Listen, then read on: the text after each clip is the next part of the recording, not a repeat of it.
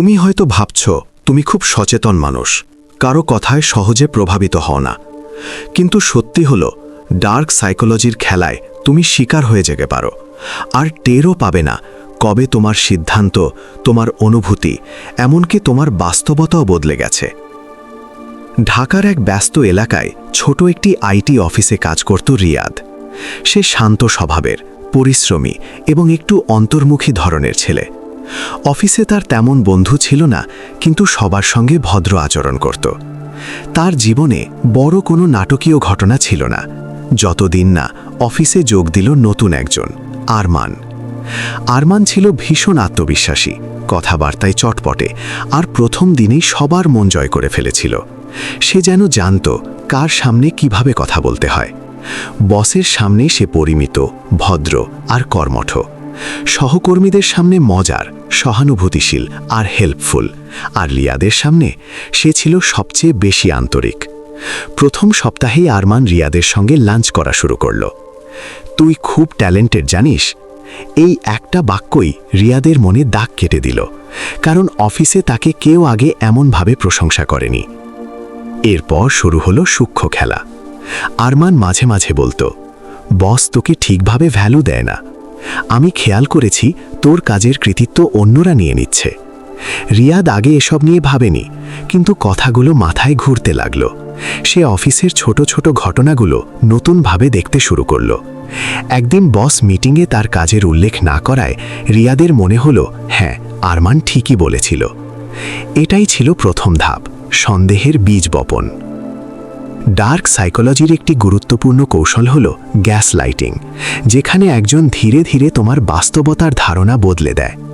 আরমান কখনো সরাসরি কিছু বলতো না, সে শুধু ইঙ্গিত করত, প্রশ্ন করত, আর রিয়াদকে ভাবতে বাধ্য করত। একদিন আরমান বলল, তুই খেয়াল করেছিস ওরা তোকে ইচ্ছা করে আলাদা করে রাখে? রিয়াদ অবাক হলো, কিন্তু পরে সে দেখল একদিন তাকে না ডেকে কফি খেতে গেছে কয়েকজন সহকর্মী। আগে সে এটাকে সাধারণ ব্যাপার ভাবত, এখন মনে হলো ওরা ইচ্ছা করে করছে। ধীরে ধীরে রিয়াদ একাকী হয়ে পড়তে লাগল। সে আর আগের মতো হাসত না। অফিসে সবাই যেন তার বিরুদ্ধে, এই ধারণা তার মনে শক্ত হতে লাগল। আরমান তখন আরও কাছে এলো। আমি আছি তো, তুই শুধু আমার উপর ভরসা রাখ। এটাই দ্বিতীয় ধাপ, আইসোলেশন বা বিচ্ছিন্ন করা। একদিন প্রজেক্টের একটা গুরুত্বপূর্ণ তথ্য ভুলভাবে সাবমিট হয়। বস রিয়াদকে ডেকে জিজ্ঞেস করলেন। রিয়াদ নিশ্চিত ছিল সে ঠিক করেছে, কিন্তু সিস্টেমে তার আইডি থেকেই ভুল ফাইল আপলোড হয়েছে। আরমান বলল, তুই হয়তো ভুলে গেছিস, অনেক স্ট্রেসে আছিস তো। রিয়াদ বিভ্রান্ত হয়ে গেল। সে কি সত্যিই ভুল করেছে? সে কি এটাতেই অমনোযোগী? এটা ছিল ক্লাসিক গ্যাস লাইটিং। বাস্তবে পরে জানা যায় আরমানই ইচ্ছা করে ফাইল বদলেছিল, কিন্তু এত নিখুঁতভাবে যে প্রমাণ করা কঠিন। এরপর শুরু হলো তৃতীয় ধাপ, ডিপেন্ডেন্সি তৈরি করা। আরমান সবসময় বলতো, তুই আমার ছাড়া পারবি না, তোর ভালোর জন্যই বলছি। রিয়াদ তার সিদ্ধান্তের জন্য আরমানের ওপর নির্ভর করতে শুরু করল। এমনকি চাকরি ছেড়ে দেওয়ার কথাও ভাবতে লাগলো, কারণ তার মনে হচ্ছিল পুরো অফিস তার বিরুদ্ধে। একদিন অফিসে বড়সড় সমস্যা হলো। ক্লায়েন্টের সামনে প্রেজেন্টেশনে ভুল তথ্য উঠে গেল। বস খুব রেগে গেলেন। তদন্ত শুরু হলো। আইটি লক চেক করা হলো। ধীরে ধীরে বেরিয়ে এলো একাধিকবার আরমান রিয়াদের কম্পিউটার ব্যবহার করেছে। কিছু ফাইলের মেটাডেটায় তার ইউজার সেশন ধরা পড়ে। সব সত্য প্রকাশ পেতে শুরু করল। আরমানের কৌশল ছিল খুব স্পষ্ট। সে চেয়েছিল রিয়াদকে দুর্বল দেখিয়ে নিজে উপরে উঠতে।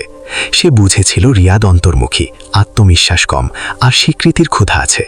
সেই দুর্বলতাগুলো ব্যবহার করেই সে পুরো মানসিক খেলাটা খেলেছে।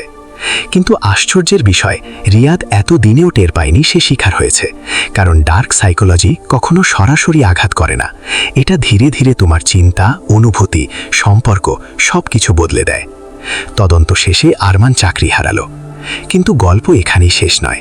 রিয়াদ বুঝতে পারল সবচেয়ে বড় ক্ষতি হয়েছে তার আত্মবিশ্বাসের। সে এখন নিজেকেই সন্দেহ করে, আমি কি সত্যিই এত সহজে প্রভাবিত হই? এই প্রশ্ন তাকে কুরে কুরে খেতে লাগলো। সে মনোবিজ্ঞান নিয়ে পড়াশোনা শুরু করলো। Manipulation, gas lighting, narcissistic traits, triangulation এসব শব্দ তার কাছে নতুন ছিল, কিন্তু তার জীবনের বাস্তব অভিজ্ঞতার সঙ্গে ভয়ঙ্করভাবে মিলে যাচ্ছিল। সে বুঝল ডার্ক সাইকোলজির মূল শক্তি হল 1. তোমার দুর্বলতা খুঁজে বের করা, 2. তোমাকে আলাদা করে ফেলা, 3. তোমার বাস্তবতা নিয়ে সন্দেহ তৈরি করা, তারপর তোমাকে নিজের নিয়ন্ত্রণে নেওয়া। সবচেয়ে আশ্চর্যজনক বিষয় হল এই প্রক্রিয়ায় শিকার প্রায় কখনোই বুঝতে পারে না সে শিকার হয়েছে। কয়েক মাস পর রিয়াদ আবার স্বাভাবিক জীবনে ফিরল। সে শিখল অতিরিক্ত প্রশংসা যেমন বিপজ্জনক, তেমনি অতিরিক্ত নির্ভরশীলতাও। এখন সে কাউকে সহজে নিজের মানসিক জায়গায় ঢুকতে দেয় না। তবে মাঝে মাঝে সে ভাবে, যদি তদন্ত না হতো, যদি সত্য বেরিয়ে না আসতো, তাহলে হয়তো সে চাকরি হারাতো, নিজের উপর বিশ্বাস হারাতো এবং ভাবত সব দোষ তারই। ডার্ক সাইকোলজির আসল ভয় এখানেই। এটা তোমাকে ধ্বংস করে, অথচ তুমি ভাবো সিদ্ধান্তটা তোমারই ছিল। তুমি হয়তো আজও কারো কথায় নিজের সম্পর্কে সন্দেহ করছো। হয়তো কেউ তোমাকে বারবার বলছে, তুই ভুলে যাচ্ছিস, তুই বেশি ভাবছিস, সবাই তোকে নিয়ে হাসে।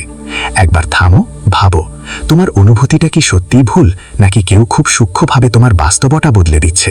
কারণ ডার্ক সাইকোলজির খেলায় সবচেয়ে বিপজ্জনক মুহূর্তটা হলো যখন তুমি বুঝতেই পারো না কখন তুমি শিকার হয়ে গেলে।